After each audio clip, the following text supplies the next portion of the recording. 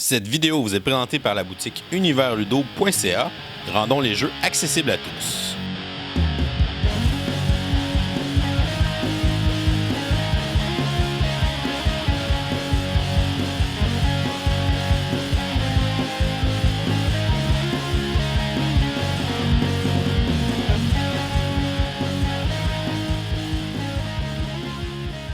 Salut les gamers, bienvenue à Professeur Board Game, je m'appelle David. Aujourd'hui à Board Game 101, on va regarder le jeu Railroad Inc. qui est disponible en deux éditions. Vous avez l'édition rouge et l'édition bleue qui contiennent toutes les deux le même jeu de base et la différence c'est qu'il va y avoir deux mini-extensions qui sont différentes dans chacune des boîtes. Les boîtes sont compatibles, on peut les mélanger ensemble pour jouer à plus de joueurs. C'est un jeu qui a été publié en 2018 par Horrible Games et qui a été amené en Amérique du Nord par Simone. On voudrait d'ailleurs remercier les gens de Horrible Games qu'on a rencontrés à Gen Con qui nous ont montré le jeu. Donc les deux auteurs, Yalmar Hatch et Lorenzo Silva, qui ont joué une partie avec nous, qui nous l'ont montré et qui nous ont donné des échantillons du jeu qu'on puisse l'essayer et vous le montrer. Donc vous pouvez visiter leur site à horrible-games.com pour voir les jeux qu'ils font. C'est un jeu qui joue de 1 à 6 joueurs et les parties vont durer de 20 à 30 minutes. Le but du jeu va être de marquer le plus de points de victoire. On est dans un jeu de papier et crayon, de lancement de dés aussi, où on va lancer des dés de chemin à chaque ronde de jeu. Les joueurs devront dessiner sur leur plateau personnel les différents chemins pour continuer des rails et des routes pour essayer de faire le plus grand réseau pour faire le plus de points possible. Alors, Railroad Inc., je vous montre comment ça se joue et ensuite je vous dis ce que j'en pense. Aujourd'hui, je vais vous montrer une partie à un joueur. Et oui, c'est la première fois que je vous montre le mode solo dans un jeu parce que c'est strictement les mêmes règles qu'on joue à un joueur ou plusieurs joueurs. Donc les joueurs présents vont prendre un plateau de jeu, donc c'est l'endroit où ils vont dessiner les différentes routes pour faire leur réseau.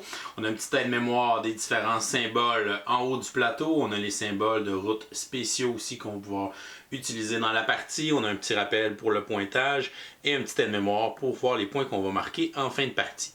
Les joueurs vont aussi se prendre un crayon effaçable avec une efface ici au bout. Et finalement, on va placer les 4 dés de route sur la table. Une partie de Railroad Inc. se joue en 7 rondes de jeu. À chacune des rondes de jeu, on va lancer les 4 dés de route et les joueurs devront dessiner sur leur plateau personnel les 4 routes indiquées sur les dés sur leur plateau pour construire leur réseau. Lorsque les joueurs auront terminé, on va tout simplement relancer les dés pour la prochaine ronde et à la fin de la 7e ronde, on va passer au décompte final. Et le joueur qui aura le plus de points sera le vainqueur. Et là, comme on fait une partie solo, ce sera de faire le plus de points possible et essayer évidemment de battre notre record personnel. Sur notre plateau de joueurs, on a un aide-mémoire des différents symboles qu'on retrouve sur les dés de route. On a 3 des 4 dés qui ont la distribution suivante, donc les 6 premiers symboles. On a 3 faces avec des routes, 3 faces avec des rails. Et le dernier dé possède 2 faces de chacun des 3 derniers symboles. Donc ici, on a un carrefour avec une route par-dessus un rail et les 2 autres faces ont des stations qui sont les petits carrés noirs qui vont nous permettre de changer de sorte de chemin, donc de passer de la rail à la route ou vice versa. Au début de la ronde, on va donc lancer les 4 dés de chemin et on va regarder les symboles que nous avons obtenus. Les joueurs devront simultanément, si on est plusieurs joueurs dans la partie, placer les 4 symboles des dés sur leur plateau personnel. On doit placer obligatoirement chacun des 4 symboles obtenus. On ne peut pas décider d'en ignorer un ou d'en placer un plusieurs fois. Il faut que chacun des 4 symboles soit placé sur notre plateau. Il y a aussi certaines contraintes à respecter lorsqu'on va venir dessiner les différents symboles sur notre plateau personnel. Premièrement, les symboles qu'on va venir dessiner doivent partir soit d'un symbole de rail ou de route qui est imprimé sur notre plateau pour les entrées aux différents endroits où il y a des flèches rouges au départ. Et par la suite, lorsqu'on aura commencé à dessiner des routes ou des rails, on peut continuer en dessinant les nouveaux symboles à la suite des symboles correspondants. Évidemment, on ne peut pas connecter un rail sur une route ou vice versa. Donc, je pourrais commencer en dessinant ma route droite ici à partir du rail qui est imprimé en bas de mon plateau en ligne droite. Je pourrais décider de placer mon autre rail en ligne droite à la suite de celui que j'ai dessiné. Je pourrais décider de partir ici mon tournant et de le placer par exemple ici au bout du rail imprimé. Et mon dernier symbole, la station, donc je pourrais décider de le placer ici et de faire une route qui s'en va par là. Donc là, mes 4 symboles sont placés. On est à la première ronde. On va donc indiquer un numéro 1 dans la petite case blanche en haut à droite de toutes les cases où j'ai dessiné un symbole. La ronde numéro 1 serait alors terminée. Alors on va prendre les 4 dés de route et on va les brasser pour pouvoir commencer la ronde numéro 2 et placer les 4 nouveaux symboles sur notre plateau. On pourrait donc dessiner la route qui est ici comme ceci. Et par la suite, le joueur, s'il le veut, peut dans son tour aussi dessiner un des symboles spéciaux qui sont en haut. Donc les 6 symboles avec 4 routes, avec différents types de routes de chacun des côtés. Donc je pourrais dessiner un de ces symboles spéciaux-là une fois dans un tour. Donc je pourrais décider de venir dessiner celui-là avec 4 rails pour faire une espèce de carrefour au milieu de mon plateau. Lorsque je dessine un symbole spécial, on va venir le rayer de notre plateau, faire un X dessus. Donc je ne pourrai plus utiliser ce symbole spécial du reste de la partie. Et pendant la partie, je peux aller utiliser un maximum de 3 de mes 6 symboles spéciaux au total dans la partie. Donc je pourrais continuer ensuite avec les autres chemins. Donc je pourrais décider de placer celui-là comme ça.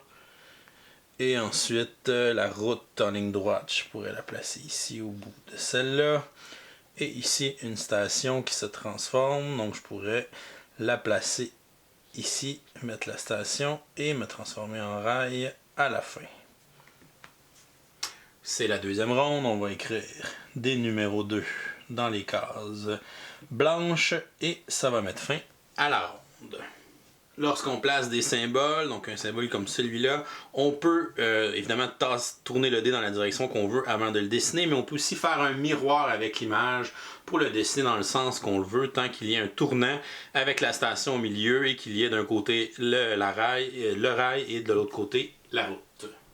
On va donc lancer la ronde numéro 3 et on va continuer jusqu'à temps qu'on ait joué 7 rondes de jeu.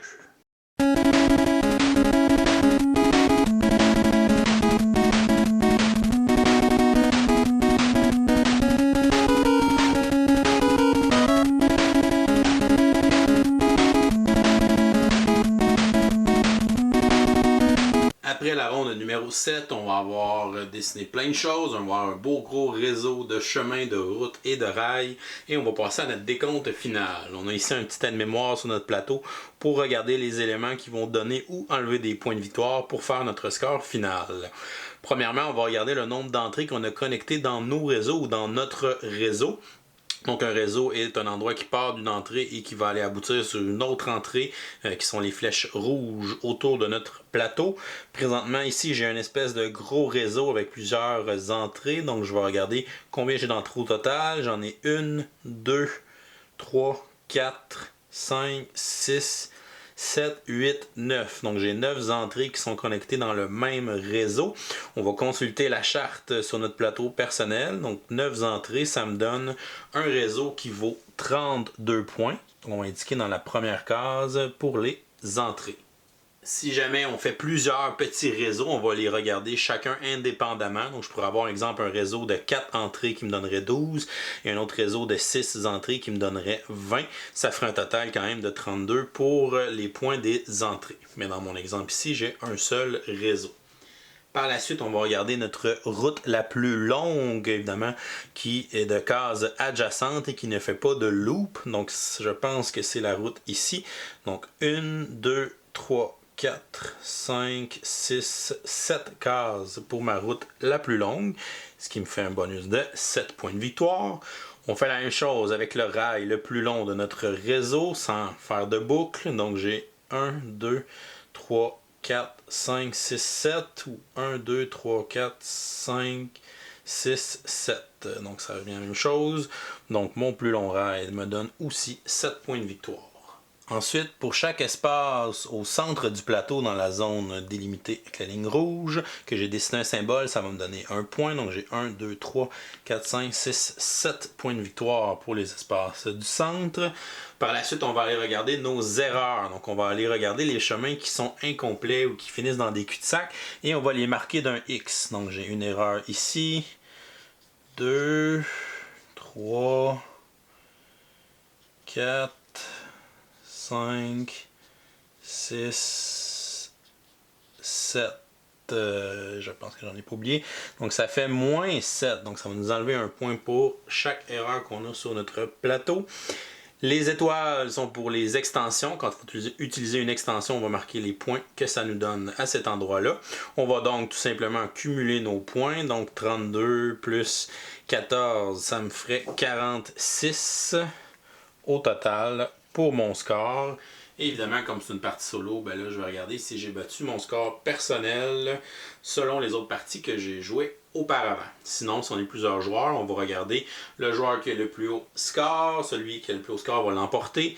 S'il y a une égalité à la fin avec les points, c'est le joueur qui a le moins d'erreurs, donc le moins de X sur son plateau qui va l'emporter.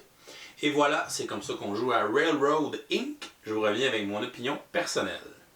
Qu'est-ce que je pense de Railroad Inc? Premièrement, vous avez vu le matériel. J'adore beaucoup le concept du tableau effaçable. Donc, dans les jeux de papier crayon, souvent on a une espèce de gros pad en papier. Puis là, à chaque partie, on va prendre une feuille, on va noter nos choses. À la fin de la partie, on jette ça. Quand je rejoue, je reprends une autre feuille. Donc, ça fait des jeux qui généralement vont gaspiller quand même une certaine quantité de papier. Donc je rêvais du jour où un jeu de ce style-là allait arriver avec des tableaux effaçables et voici ce que Railroad Inc. ont fait. Donc ça c'est vraiment une belle décision pour le matériel, belle décision aussi écologique. Ça s'utilise facilement. Les crayons aussi c'est très bien. Donc on a la petite efface au bout, ça s'efface facilement.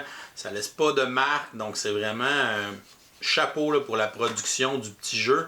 C'est un jeu aussi qui va se détailler à peu près à 20$. Donc c'est vraiment un jeu qui va être très abordable aussi. Donc super le fun pour ça. Un jeu très simple, facile à comprendre. Et je trouve que ce qu'il y a de mieux que les autres jeux de ce style-là, les autres roll and write, c'est que souvent c'est très abstrait les jeux de roll and write. On va aller placer, souvent ça va être des chiffres qu'on va aller placer dans des cases, de différentes façons, essayer de faire des combos avec les chiffres, la façon qu'on les place. Donc celui-là, c'est vraiment plus concret, le fait de faire un réseau, faire un chemin, de relier nos affaires. Donc c'est plus concret, c'est plus visuel, je trouve. C'est plus intéressant aussi comme thème que de juste placer des chiffres dans des cases, essayer de faire des combinaisons. Donc ça, j'ai vraiment adoré aussi. Le jeu, le tempo est excellent parce qu'évidemment, on joue tout le monde en même temps. Donc on lance les 4D, tout le monde dessine sa petite affaire, ok, tout le monde est fini. On lance les dés, on continue comme ça. Donc, pas de temps mort, les parties s'enchaînent rapidement. 20 minutes, c'est pas mal le temps que ça prend pour jouer une partie de Railroad Inc. Donc ça, c'est vraiment bien. On a aussi beaucoup de variété dans le jeu. Le jeu de base est intéressant, mais si on veut mettre un peu de piquant, on a les petites extensions. Donc on a 2 extensions dans la boîte rouge, l'extension de la lave, l'extension des météorites, et dans la boîte bleue on a l'extension des rivières et l'extension des lacs. Donc je vous montre qu'est-ce qu'il y a à l'intérieur de ces petites extensions. Pour l'extension des rivières, on va ajouter les 2 dés de rivière en plus de nos 4 dés de route qu'on va lancer à chacune des rondes. La partie va durer 6 rondes au lieu de 7. Lorsqu'on va faire les lancements de dés, les symboles de rivière sont optionnels, donc les joueurs ne sont pas obligés de les dessiner sur leur plateau. S'ils les dessinent, ils peuvent les placer n'importe où, on n'est pas obligé de les placer à partir du bord du plateau ou à partir d'une autre rivière. On n'a pas la restriction de placement pour les rivières. À la fin de la partie, si on a des rivières qui finissent en un cul-de-sac, ça va aussi compter pour des erreurs, pour nous enlever des points. Et à la fin de la partie, on va choisir une de nos rivières qui va scorer des points. Elle va scorer 1 point par espace qu'elle occupe.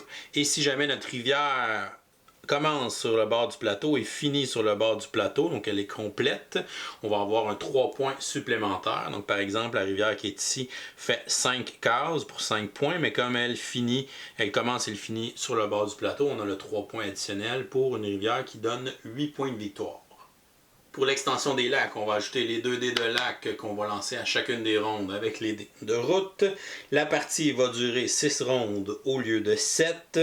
Lorsqu'on va lancer les dés de lac, les joueurs ne sont pas obligés de les dessiner sur leur plateau personnel. Les lacs, évidemment, ne sont pas obligés d'être connectés à un symbole qui est déjà sur le plateau. On peut les placer sur des endroits n'importe où sur notre plateau, tant que les autres symboles, évidemment, vont correspondre. Si jamais il y a 3 endroits de lac autour d'une case vide, elle va automatiquement se remplir avec de l'eau. Donc on va dessiner de l'eau pour la remplir. Il y a certains des lacs qui ont une station, donc la station va faire que la route va se continuer. Donc c'est comme s'il y avait une espèce de traversier entre les 2 stations du lac. Et à la fin de la partie, notre plus petit lac va marquer un point de victoire par case qu'il occupe. Donc ici, on aurait un petit lac de 3 points de victoire à la fin de la partie. Et si jamais on a des lacs qui sont incomplets, on n'aura pas de pénalité là, pour les erreurs. Pour l'extension des météorites, on va acheter les 2 dés de météorites avec nos 4 dés de route. On a un dé pour la distance des impacts et un dé pour la direction des impacts. La partie va aussi durer 6 rondes au lieu de 7. Au début de la partie, on va partir de la case centrale de notre plateau et on va devoir compter le nombre d'espaces. C'est ici vers le bas de 2 espaces et on va aller dessiner un cratère. Si jamais on avait une route dans l'endroit où il y a la météorite qui va faire un impact, on va effacer notre route pour pouvoir faire le cratère. Et à la fin de la partie, si jamais on a des routes qui font des cul-de-sac et qui finissent à côté d'un cratère, donc les gens vont aller chercher les minéraux qui sont dans les météorites. Donc ça va nous donner 2 points de victoire par bout de route qui finit adjacent à un météorite. Mais le danger, c'est que les météorites des autres rondes vont aller à partir du dernier cratère qui est déjà tombé. Donc si à la deuxième ronde, de mon premier cratère, je vais avoir vers le haut de 3 quarts. Donc plus j'essaie de construire près des cratères, plus c'est dangereux que, évidemment, mon réseau se fasse endommager. Par la suite, on peut, s'il y a un cratère sur notre plateau, on peut l'effacer et construire une route par-dessus aussi si on veut essayer de réparer les chemins pour se rendre aux autres météorites. Et pendant notre tour, on peut barrer un des symboles de route spéciale sur notre plateau pour annuler l'effet des dés de météorites pour une ronde, mais ça va quand même utiliser une de nos 3 utilisations de route spéciale pour la partie.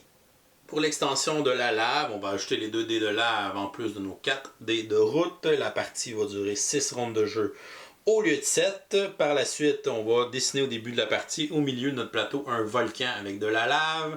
Et à chacune des rondes, on doit obligatoirement dessiner au moins un des 2 symboles des dés de lave. On pourrait dessiner les 2 ou en dessiner seulement un à notre guise. On doit connecter la lave à de la lave déjà existante, évidemment, autour du volcan pour créer un espèce de lac de lave. Si jamais on ne peut plus placer de symbole de lave sur le lac qu'on a fait au milieu, on peut partir un nouveau volcan dans une case qui est libre. À la fin de la partie, on va faire des points, on va faire 5 points par lac de lave qui est complètement fermé et 1 point par case de notre plus grand lac de lave. Donc c'est une extension qui peut quand même donner beaucoup de points bonus là, à la fin de la partie. Pour les côtés négatifs du jeu, le gros côté négatif que je vois, c'est que c'est un jeu qui n'a pas d'interaction, puis même pas de social, parce que c'est un jeu très très casse-tête. On lance les dés, tout le monde est concentré sur son petit tableau, personne parle, tout le monde dessine. Après ça, ok, tout le monde est fini, parfait, on brasse, on dessine, on est concentré à nos affaires. On joue à un jeu de société, mais on se parle pas du tout, on n'a même pas d'interaction sociale, il n'y a pas d'interaction dans le jeu. Donc, évidemment, c'est un jeu un peu sérieux quand on joue. L'ambiance est un peu étrange, mais je pense que la durée du jeu fait que c'est pas si grave que ça, puis ça reste un casse-tête qui est très intéressant. Railroad Inc., je vais lui donner la note de A. Un excellent jeu de Roll and Ride qui sont dans mes favoris de ce qui est sorti dernièrement. Donc un jeu qui prend le concept du Roll and Ride, qui le rend peut-être un peu plus concret dans une construction de route, de réseau, qui est vraiment intéressante, vraiment un beau casse-tête, donc avec du super matériel, des tableaux effaçables, gros plus pour ça. Donc j'ai vraiment été surpris de ce jeu-là. J'ai été chanceux aussi de rencontrer les concepteurs, de jaser avec eux autres, de jouer une partie avec eux autres, c'est eux qui nous l'ont montré. Donc c'était très le fun, une super belle rencontre à Gen Con. Ça fait partie de mes highlights de la convention, d'aller les rencontrer et de découvrir Railroad Inc. Et voilà, c'est tout pour aujourd'hui. Si jamais vous n'êtes pas encore abonné à la chaîne, vous pouvez le faire en cliquant notre petit bonhomme ici en bas. Sinon, vous pouvez nous suivre sur les médias sociaux, sur Facebook, Twitter ou Instagram à Professeur Board Game. Venez nous visiter sur passionboardgames.com et vous pouvez aussi aller sur notre page Patreon si vous voulez nous encourager. Je vous souhaite une excellente fin de journée et continuez de gamer.